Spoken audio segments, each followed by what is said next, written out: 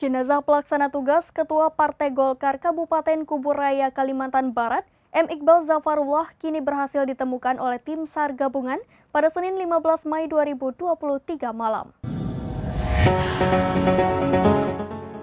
Jenazah pelaksana tugas Ketua Partai Golkar Kabupaten Kuburaya, Kalimantan Barat, Muhammad Iqbal Zafarullah kini berhasil ditemukan oleh tim SAR gabungan pada Senin 15 Mei 2023 malam.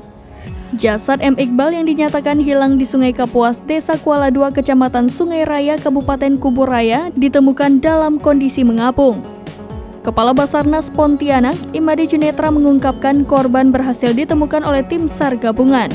Imade juga menjelaskan usai ditemukannya korban, maka operasi SAR pun dihentikan.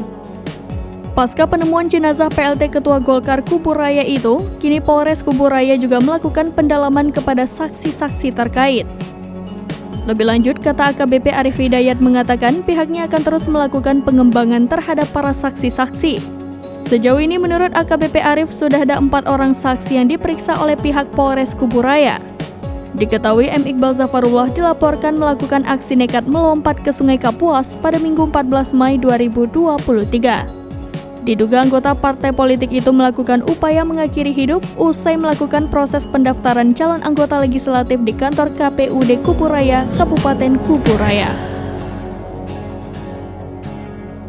Demikian informasi terkini Syedaralun. Saksikan terus berita lainnya di kanal YouTube Serambi News, website dan Facebook serambinews.com.